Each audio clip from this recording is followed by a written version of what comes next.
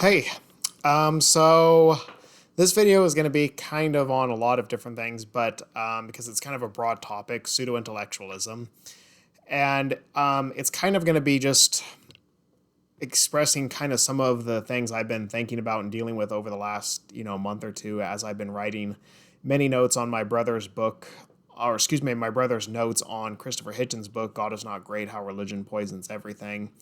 And I've been trying to make as intelligent and as personal and, just as effective arguments as I can make throughout the book. However, it's been a little bit of a struggle because I'm trying to, I don't know, it's hard balancing being smart without trying to come off as being a pseudo intellectual or just kind of unnecessarily pretentious. I mean, that's what I've kind of begun thinking to myself as I read through my brother's notes, which really, I hate to say this, but they're very much pseudo intellectual, pretentious rants throughout the most part. And there's a lot of them. I mean, remember, it's all five booklets here of this are his notes on Christopher Hitchens' book, and these are filled up page to page with handwritten notes. And while I do respect his effort on that, it's honestly more information than could even be remotely necessary for this point. My brother, you can tell, is insecure when he reads the book, and he has to show that he's so much smarter than Christopher Hitchens as he reads throughout it. And I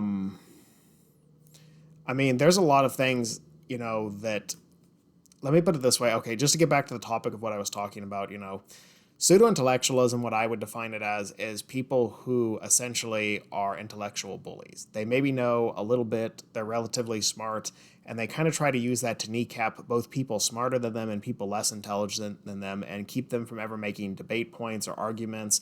And they're more obsessed with winning the argument and showing people their intelligence than they are with actually making points that other people can relate to. And a comparison I would like to make to a person who I know who is an actual extremely intelligent person who I recently talked with. I contacted a girl I knew from back in high school who I was suspected was still a Christian, and after confirming and talking with her, she still is. She went to the same religious fundamentalist school that I went to for, 13 years, and she's been around me a lot. And then we even went to the same university together and stayed in contact throughout a good chunk of that time period as well. But I can guarantee you she's one smart cookie. She was like a national merit scholar, and not just academically, she's just pretty intelligent and conscientious individual. And she's a nice person. I liked her and have known her for years.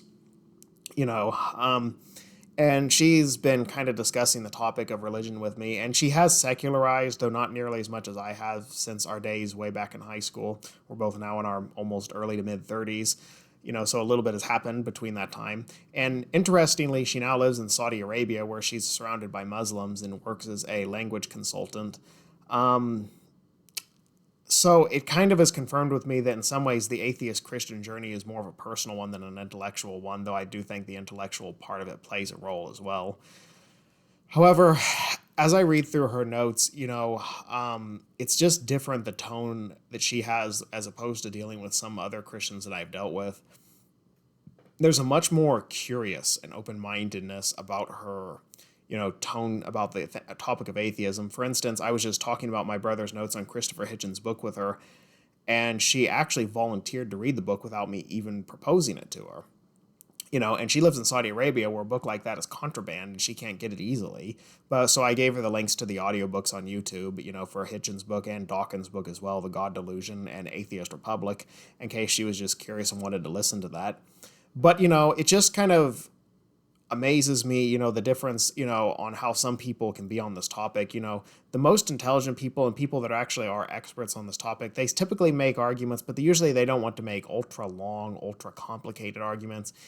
And I don't know. I don't know where I fit exactly in the spectrum. I try to not be the pseudo intellectual type, but sometimes I think I fall into that trap just a little myself, not because I'm intellectually secure, but maybe just because I've had, so many people attack me personally and intellectually and condescend to me since I became an atheist that I feel the need to, show some of the foundations for my views. For instance, I did write almost 30 plus pages of notes responding to my brother's notes in my spare time over the last couple of months, which I've had a lot of spare time, which I'll go into at the end of the video and explaining why that is. But it's mostly because I want to make a statement about showing that, My views on this topic are very well founded.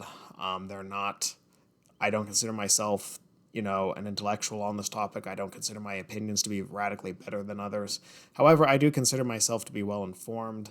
And I want to always, keep it that way, where I just keep this as a part of my life and don't treat it as something that I'm more, I guess, for lack of a better word, that I'm better than other people, or that I'm, it's just because I'm infinitely smarter than other people. I think I've even fallen into a little of that trap as I become an atheist, and that's something that I very much want to undo, because I'm really not a pretentious person at the end of the day. And a lot of intellectual people I know are not pretentious people. They're, like that girl I knew, or like some other people I knew back in college that were extremely smart. Like my childhood friend actually then went to the same college as I did, a guy who was a finance major, and he graduated from Harvard with honors. Now he works for the Federal Reserve as the assistant chair of the Dallas Federal Reserve. And, these people are actually not that pretentious. They're really pretty down to earth people. And I've, like I said, I've just been around a lot of smart people, so I would know throughout my life, And the people I've known that are usually the biggest douches about trying to show how intelligent they are and condescend to others usually weren't either academically or in any way really that intelligent to people or thoughtful or conscientious or anything. I mean, the difference between an actual person who I consider as smart is somebody who really doesn't care if other people think they're smart or not. They just want to use their intelligence to benefit their own life and those around them. And really, at the end of the day, I feel like I've even gotten a little bit off track since I've become an atheist and allowed myself to become just a slight bit of a pseudo-intellectual. And that's not my purpose. I want to be more a person that uses my brain to make my own life better and to make those around me's lives better. And that's what I consider the goal of my atheist views, as well as my general philosophical views and my general world views, is trying to give the clearest perspective for myself to have the best life possible, as well as try to convince some others of certain aspects of that perspective, And that, I think, is the difference between somebody who is smart but is just trying to, I guess you could say, do it in a way that's not overly pretentious and trying to, rub other people's noses in it, as opposed to a pseudo-intellectual who really is just trying to shut everybody else up by trying to give an argument that the other people can't really argue with.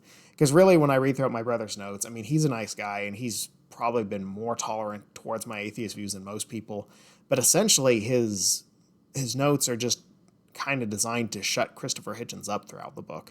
And it's more just like saying, well, he has no ability to, make that case. He can't say this instance was related to religion. It was not related to religion. And he says that so often throughout the book that it's to the point of just absurdity, where he'll write off things that are just 100% obviously connected to religion and saying he is being very, very presumptuous. He is making a connection here that does not exist. And then he'll make some very long, complicated, nonsensical argument about why it's a logical fallacy. And as I read throughout it, I'm thinking, what is even the point of what you're writing here? Ultimately, at the end of the day, I don't know. I would rather be considered a dumb person that is a good person, that I would rather, or who uses what intelligence I have to, benefit myself and those around me, rather than somebody who just wants to show off to other people. Because as somebody who has been at times considered fairly smart by those around me, I can tell you it doesn't win you a lot of friends. It doesn't win you a lot of likability points, and it's better to live in peace and harmony with the world around you and only try to, use your intelligence as to where it can benefit you and those around you. So, anyways, that was just the point of this video, is just trying to, I guess you could say in a way, talking to myself, but also talking to my audience as well about where how I think we should all use our intelligence and why we should use it, for those of us that feel we are average or above average, just in a way that is not pretentious and does not attack those around us so much as it does, just tries to build us up as well as those around us. And also one other note as to why, I've kind of just been a little bit in a weird state of life for the last couple of months and having a lot of time, I guess you could say, to read my brother's notes on Hitchens' book. I the position I was about to start with Morgan Stanley isn't going to work out either. I know that's almost hard to believe. I really can't even believe it myself. They've been delaying me for several months, saying that it was due to background check issues, and then they got back to me and said that due to exposure to the issues in the financial markets with like what went on back in March with the Silicon Valley banking issues, that they no longer have business needs for the position, and it's basically been delayed to a date that I can't wait for. So I had to restart my job hunt this week. Luckily, I'm getting some unemployment benefits, so that's helping me a little bit. But yeah, life's crazy. There's no predicting what's ever going to happen in life. You know, one second you think you know where you're going to be, where you're going to be working, what you're going to be doing the next, and then life just completely throws you a curveball and you have no clue what to do next. But it'll be fine. I've managed to find jobs pretty easily since I moved here to Columbus. There's a lot of financial firms here, and I think I'll be able to find one relatively quickly. But, you know, that'll be the focus of the next some weeks of my life, is getting that all pieced back together. But anyways, you know, as usual, just thanks for watching and see you next time. Bye.